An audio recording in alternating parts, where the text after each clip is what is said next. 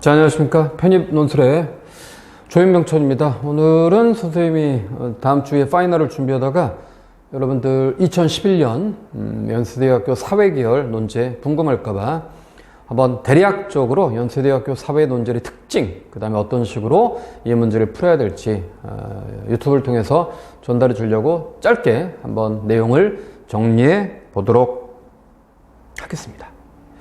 자, 일단 우리가 연세대학교도 그렇고 고려대학교도 그렇고 편입논술이 대입논술하고의 차이는 뭐냐면, 선생님이 2011년부터 2018년까지 기명편입에서 당연히 이제 압도적인 합격자 1위, 뭐 선생님이 이제 광고에도 많이 나가 있지만, 그렇게 했던 이유가 뭐냐면 대부분의 강사들이 논술을 가르칠 때 본문에 있는 핵심적인 내용을 정리하고 끝납니다.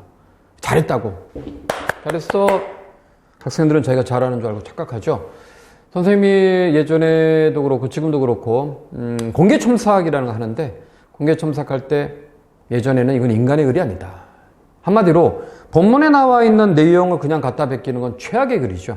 그게 뭐냐면 갖다 본문을 카피하는 거, 그 다음에 글 쓸 때 뻔한 일반론 쓰는 거, 동어 반복하는 거, 이런 거, 추상적인 어휘를 쓰는 거, 이거 변별력이 있을 수가 없죠.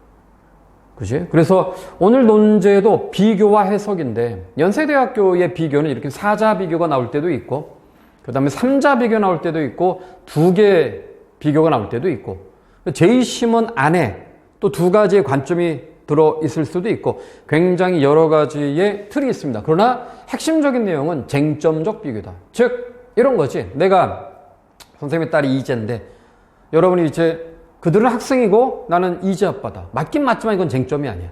그들은 학생이고 나는 선생이다. 이렇게 돼야지 딱 대비적 개념이 되지. 즉 오늘 문제도 마찬가지야. 예술과 자본이라는 말이 딱 나오면 예술과 자본이라고 하는 것이 어떤 관계인가를 묻는 거거든. 아, 예술과 자본이라는 것이 동급인가? 예술이라고 하는 것이 자본에 종속되는가?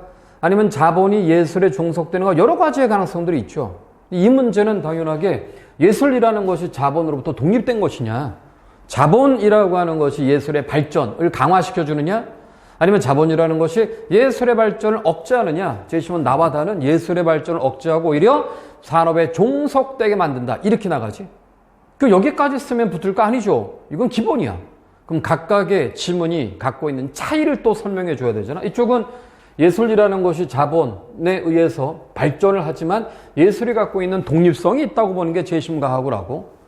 제시문 나와 다른 예술이라고 하는 것이 자본에 종속되고, 종속된다는 게 뭘까? 예술이라고 하는 것이 자본의 논리에 의해서 예술이 갖고 있는 고유한 가치가 배제되는 거야. 여기서 끝나면 안 되죠. 그 고유한 가치라는 게 뭐냐? 고유한 가치는 인간이 추구해야 되는 예술적 가치. 즉, 이것은 공동체가 추구해야 되는 가치, 혹은 산업으로부터 분리된 인간의 고유한 정신적 가치에 대한 추구. 쌤, 그게 본문에 없는데요? 본문에 있는 내용만 갖다 쓰면 변별력이 없다고 했죠. 우리는 핵심적 쟁점을 본문에서 갖고 왔다면, 연세대학교 입학처에서 비교에서 가장 중요한 거, 뭐 해석도 마찬가지지만 이렇게 표현했습니다. Read between the lines, 행간의 의미를 읽는다, 이렇게 얘기했어. 즉 우리는 텍스트를 보고 텍스트에서 핵심적 쟁점을 찾은 걸로 끝나는 것이 아니라 그러한 쟁점과 쟁점의 관계를 분석해 줘야 된다, 이렇게 이야기하는 거야. 그래서 여기는 제이시문 가는 지금 얘기하는 건 이건 방향입니다. 방향. 여기에 더 들어가야 되는 거야. 구체적 분석까지 해야지만 여러분의 글이 변별력이 있는 거고, 그 분석의 방향은 선생님 유튜브에 여러 내가 2011년부터 작년 것까지, 작년이 지금 하고 있죠. 그 최근의 기출문제까지 거의 모든 편입 논술의 기출에 해당되는 걸 분석을 했기 때문에 그걸 보면, 본문의 내용으로 끝나는 것이 아니라 그거의 의미를 분석하는구나. 이 연세대학교에서 강조하는 게 그걸 뭐라고 했습니까? 창의성. 창의성이라는 건 주어진 핵심적 개념을 다각화해서 분석하고 심층화해서 분석한다고 했어요. 그래서 창의성이라는 건 다각화와 심층화다. 심층화. 논술을 잘 모르는 사람들, 논술을 모르는 강사들이 보통 하는 얘기가, 야, 이 짧은 글에서 어떻게 창의적인 창의성을 보여주느냐? 똥 싸는 얘기죠. 충분히 보여줍니다. 이 창의성이란 말을 논술의 논제의 범주와 무관한 어떤 걸로 잘못 이해하고 있는 거야. 그게 아니라 그 논제의 핵심적 쟁점만 갖고 와서 그 어휘가 갖고 있는 다양한 의미, 그 어휘를 쪼개고 어휘를 심층화시킨다라고 하는 것을 이해하지 못하면 논술에서의 가장 중요한 포인트를 여러분들이 이해하지 못하는 거야. 오케이? 자, 그래서 일단 우리는 크게 가하고 라, 얘가 대비적 개념이 되죠. 가라하고 나다. 여기 먼저 대비가 돼. 그 다음에 가하고 라가 또 대비가 되고 나하고 다도 또 대비가 됩니다. 차이를 드러내지 않으면 이건 한마디로 독해가 뭉개졌다는 거지. 독해를 할 때 구체적으로 제시문과 제시문의 차이를 이해하지 못하면 내가 뭘 써야 되는지 몰라. 그럼 글이 뭉뚱그려지죠. 그럼 변별력이 있을 수가 없겠지. 자, 여기 보시면은 먼저 제시문가는 자본의 발전이라는 게 예술의 발전을 가져오고 그 가운데 예술가는 독립한다. 그죠? 그리고 이 예술가는 사회에서 충분하게 지원을 받기 때문에 자본에 의해서 지원을 받기 때문에 사회적 가치로부터 분리될 수 있다. 뭐야? 개인의 창의성이라고 하는 것을 발현할 수 있고 그래서 물론 거기에 이제 예술가는 개별적으로 또 자기 자신의 이윤을 추구할 수 있어. 그런 의미에서 자본을 긍정합니다. 근데 제이시문가는 여긴 사기업을 중심으로 한 지원이라면 제이시문가는 국가를 지원으로 한 국가의 지원을 중심으로 한 예술에 대한 지원을 얘기해. 그래서 국가에 의한 지원이라는 것은 이례적이지 않고 꾸준해. 그렇기 때문에 예술 작업의 안정성이라는 것이 확보될 수 있죠. 그럼 어디를 설명할 수 있어? 여기야. 국가에 의한 지원과 사기업에 의한 지원에서 국가에 의한 지원의 국가가 오페라 발전 지수가 가장 높은 이유가 뭘까? 기업은 기업의 논리가 있고 기업은 불안정성이라는 게 있기 때문에 그래. 요걸 가지고 여러분들은 더 들어가야 됩니다. 자, 그 다음에 제이시문 나와 제이시문 다. 예술이 자본에 종속됐다는 건 뭘 의미합니까? 예술의 상품화, 예술이 시장의 요구에 의해서 예술의 본래적 가치, 이 본래적 가치를 설명해 줘야 돼. 본래적 가치에서부터 배제되고 예술이 상품화가 된다는 게 무엇인가에 대한 분석이 있어야 돼. 그래서 제이시문 나는 예술은 산업의 일환이야. 시장의 논리에 좌우된다는 얘기죠. 그 다음에 예술은 오락화가 됐고 그 다음에 그렇기 때문에 진정한 예술이라는 건 위축될 수밖에 없어. 자, 이윤에 종속되고 그러다 보면 자율성이라는 게 배제가 돼. 아까 얘기했던 제이시문 가하고 라의 논리와 딱 대비가 되는 개념이죠. 그럼 문화의 상품화가 된다라는 거 여기까지 내가 썼지만 이건 더 들어갈 수 있는 거야. 왜? 그래야지만 우리가 연세대학교 1번 문제에서 천자를 충분히 채우고도 남는 추론이 들어가야죠. 그래서 매년마다 선생님이 2011년에서 19년까지 편입시험을 가서 직접 받고 그 다음에 매년마다 끝나자마자 예시답안을 올렸었는데 선생님 블로그에 가면 예시답안들도 많이 있습니다. 그런데 시험장에 가보면요 꼭 이런 학생들이 있어. 논제가 나오고요. 그 다음에 원고지가 나옵니다. 그 다음에 연습지가 있지. 그러면 일단은 논제를 보고 난 다음에 핵심적인 내용을 대충 이해한 다음에 바로 쓰는데 5분도 안 돼서 원고지를 채운 학생들이 있는데 바로 가정으로 돌아갈 학생들입니다. 왜 그럴까? 붙을 가능성이 없죠. 왜냐하면 논술 문제라는 건 절반의 시간 동안에 핵심적 개념을 뽑고 이러한 핵심적 개념의 의미가 뭐지라고 하는 자기 추론을 기반으로 한 브레인스토밍이 절반의 시간을 해야 돼. 그 나머지 절반의 시간을 통해서 학생들이 글을 쓰는 문장화 작업을 해야 되는데 브레인스토밍의 과정이 없으면 본문을 갖다 베끼는 거야. 변별력이 있을 수가 없죠. 천재가 아닌 이상 논제를 보고 머리에 들어온 걸 원고지로 쓰는 순간 여기서 막 변형이 돼? 그건 천재죠.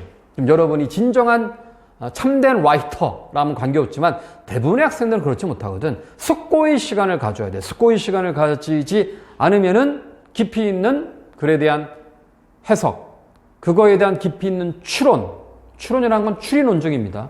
의미를 갖다 찾아내는 거, 혹은 개념을 분석한다고 얘기를 하죠.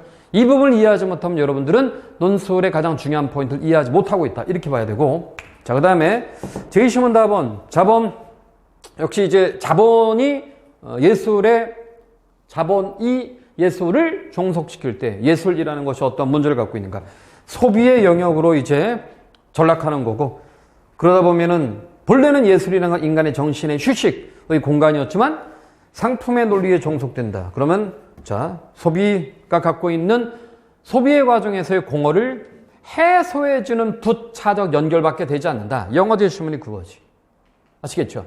자, 그런 범주에서 제시문 가하고 라와 제시문 나와 다가 대비가 되니까 특히나 얘하고 얘의 쟁점적 차이를 적극적으로 분석해 주는 게 1번, 각각의 여기는 가하고 라번, 나하고 다의 차이를 또 분석해 주는 게 2번. 그래서 이 비교는 두 가지의 포인트를 가지고 적극적으로 쟁점을 분석하는 것이 포인트다. 그리고 여기에 이제 해석이죠.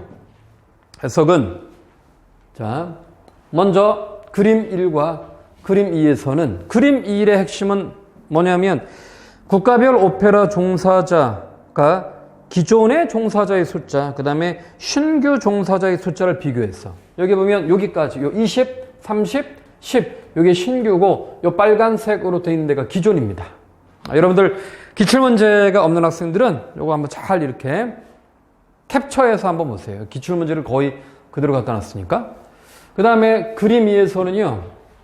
여기는 지원금입니다. 국가의 지원금, 그 다음에 특정한 기업의 지원금 이렇게 들어가는데 국가의 지원과 그 다음에 국가별 오페라 지원금이 사기업일 때, 그 다음에 국가일 때 여기는 사기업, 요거 여기는 국가.